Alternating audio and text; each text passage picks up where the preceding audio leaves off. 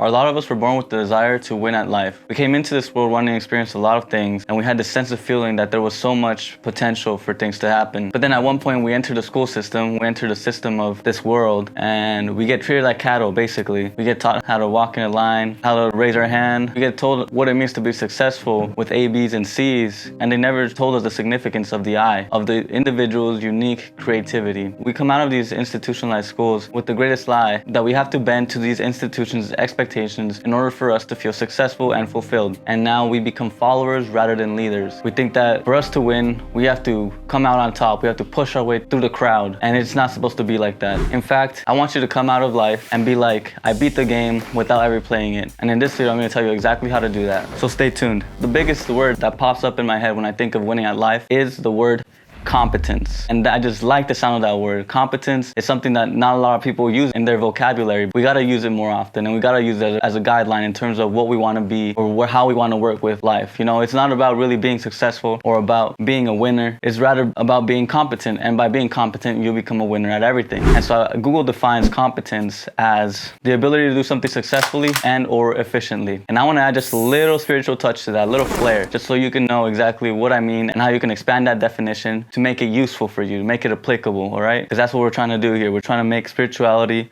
applicable for everybody else in the world.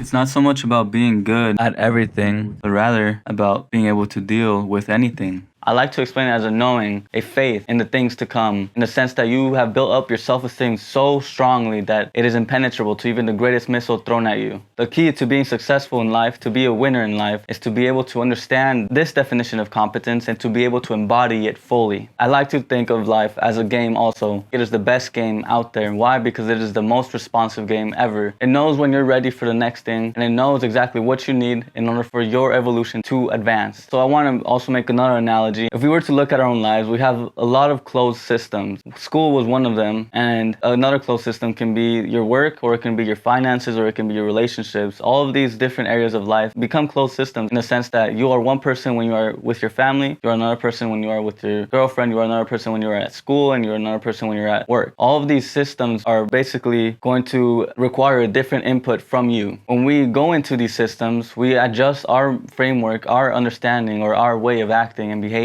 and we mold ourselves into that system, right? We have to follow some rules, and in that sense, we restrict ourselves to the system itself. And I do want to point something out. The thing here is that these closed systems are actually all connected. The illusion here is that whatever we do at work stays at work, and that whatever we do at school stays at school, but that isn't true. Your mind is actually very malleable, and so whatever you consume in the day, whatever you consume on the TV, whatever you consume in what you listen to music will stay with you. You become what you consume. And so my thing is, you don't want to be good at a subject. You want to be good at learning subjects. You don't want to make money. You want to have your money make more money. And overall, you just don't want to be good at things. You want to be good at getting good.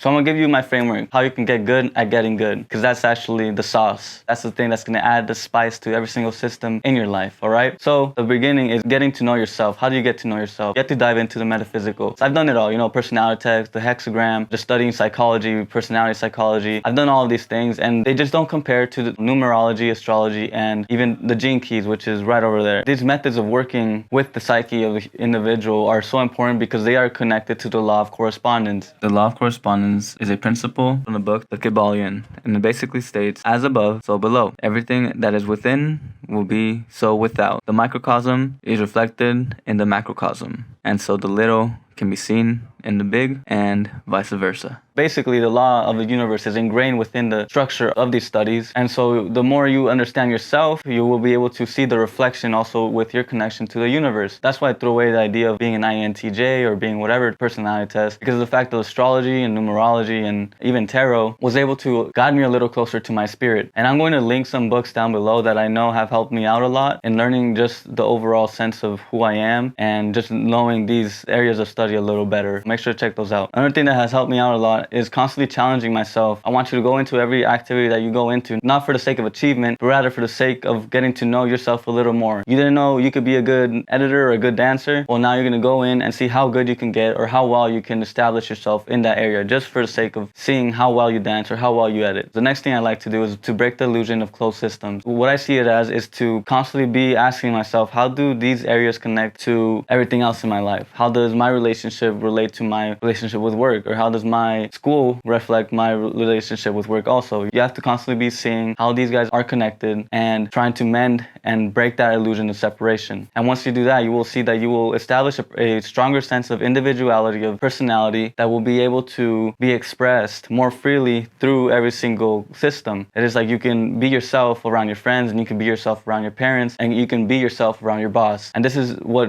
brings a lot of freedom into your life, and will just bring a lot more sense of fulfillment also. And the last thing I like to do is to just play the game for yourself. Play the game of life just for yourself. You have to realize that nobody else really cares about how competent you are. The external expectations are always going to be limiting. Whenever you're seeking approval from a human being, you have to understand that that approval is nothing compared to the connection that you have with the universe. And so you have to be able to see your life and see the connection, the relationship that you have with your life, and realize that it really is just you and your life. Your life doesn't have to be dictated by whatever anybody else thinks. It's only going to be dictated by your relationship with your progression, with your evolution. So the more you stay connected and the more you stay aware of your evolution as a human being, the more you will be able to come back to yourself and to make decisions based on yourself. And as you do this, you will stop being a follower and you will start being a creator. And with that, you will be able to lead a lot more people and to have more influence in other people's lives. And so now that you know what it means to be a creator, make sure to check out this video on manifestation to see what exactly being a creator can bring into your life. But that's all I got for you guys today. Thank you guys for watching. And remember, stay lucid. Peace.